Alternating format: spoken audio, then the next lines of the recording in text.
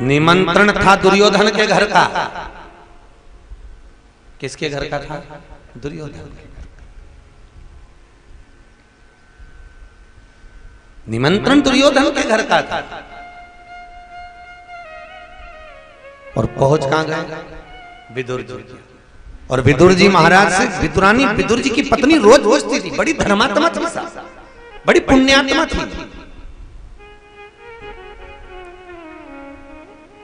कई कई कथाकार, कई कई सीरियलों में, नाटक में भक्तों की पत्नियों का चरित्र बड़ा व्याख्यान कर कर बताता। एक नाटक में तो सुदामा जी की पत्नी को ही गुस्सेल बता दिया, बहुत गुस्से वाली थी सुदामा की पत्नी। कहा सुदामा की पत्नी अपशब्द बोलती थी सुदामा जी से। और शास्त्र कहता है, श्रीमद् भागवत वर्णन करती है, 10वें स्कंद वर्णन करता है कि सुदामा की पत्नी जैसी तो दुनिया में किसी की पत्नी नहीं थी।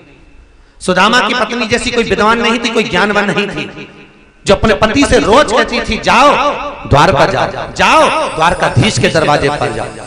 सुदामा की पत्नी जैसी तो दुनिया में दूसरी पत्नी जन्म ही नहीं ली, जो कभी अपने पति से कहती हो कि जाओ राम कथा में जाओ, जाओ द्वारका जाओ, जाओ भगवान के मंदिर में जाओ। नहीं तो सुबह से उठकर धर्म पत्नी उठते से कहती है, जाओ दूध की थैली लिया,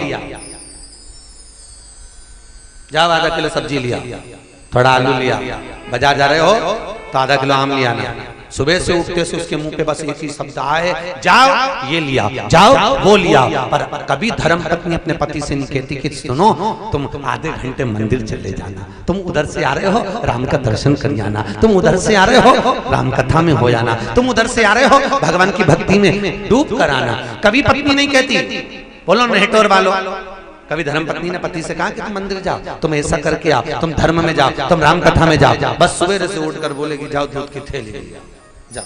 और पति भी बेचारा क्या करे, करे तो करे। सबसे पहली रोटी किसकी बनती है? जम के बोलो, गाय की। आखिरी रोटी किसकी बनती है? कुत्ता की।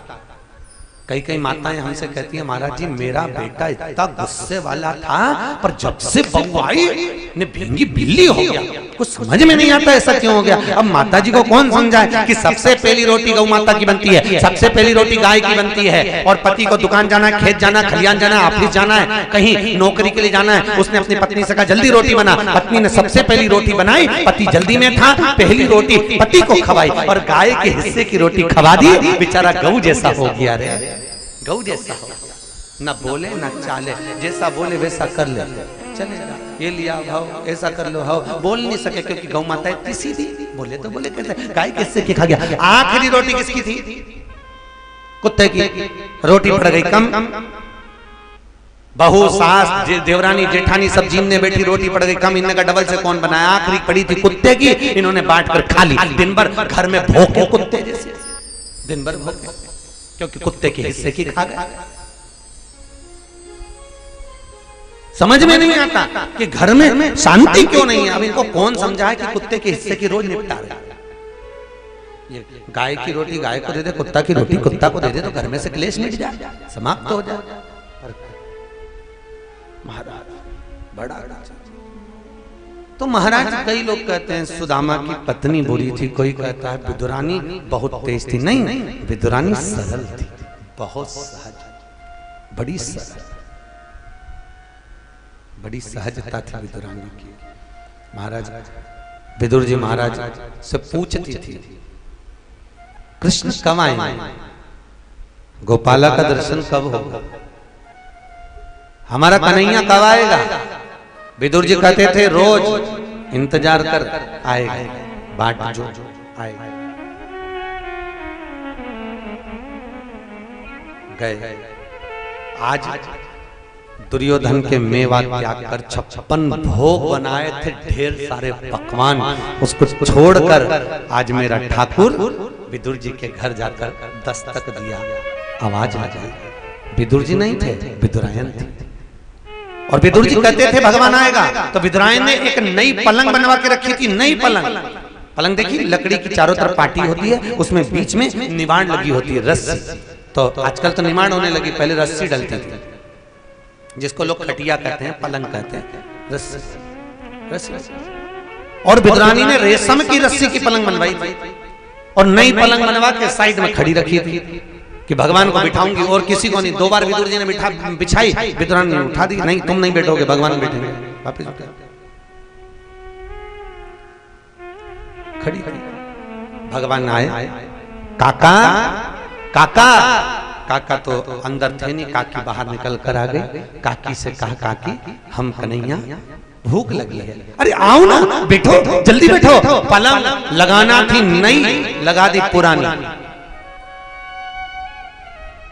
और पुरानी पलंग जो पास में लगी थी, जिसको फेंकना था, वो पलंग लगाई है जिसकी रस्सी को 14 जगह से ऊंदरा ने, चूहे ने कतर दिया था। 14 जगह से रस्सी कतरी थी, इतनी पलंग। अब सोचो बची कितनी थी, 14। और विदुरानी ने पलंग बिछाई, भगवान से कह रही बैठो। भगवान के इस पे विदुरानी बोली, नई बनवाई है तुम्हारे लिए। भगवान मन में सोचे, नई ऐसी है तो पुरानी कैसी होगी। भगवान ये नई तुम्हारे लिए बनवाई है, नई, बैठो। भगवान की इस पे, हाँ तुम्हारे लिए, बैठो।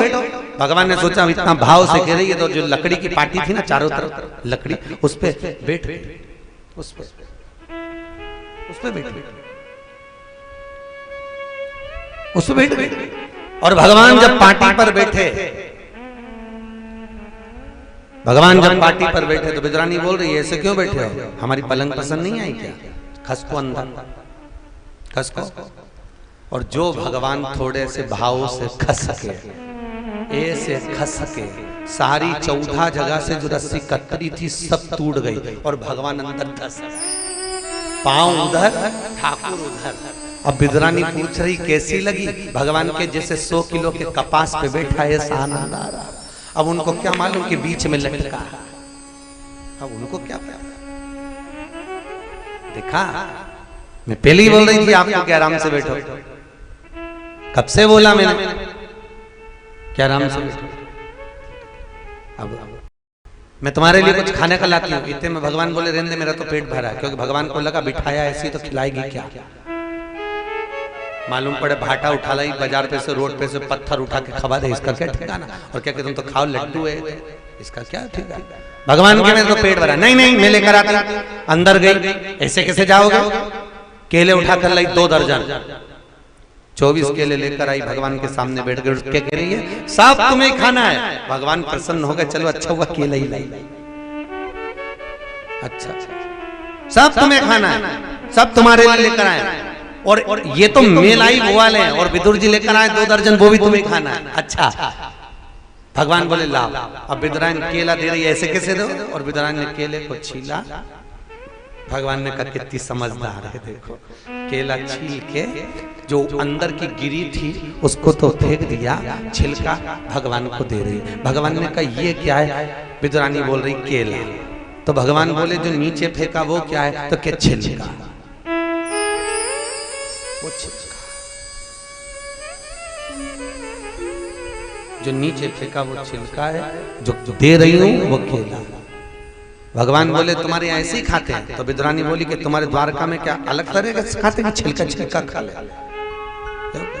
भगवान को देती जा रही है, भगवान खाते जा रहे हैं। 3-4 छिलके जांग पे रख दिए भगवान की, और कह रही है 2 दर्जन और रखे, सब तुम्हें खाना है, सब तुम्हें खाना है।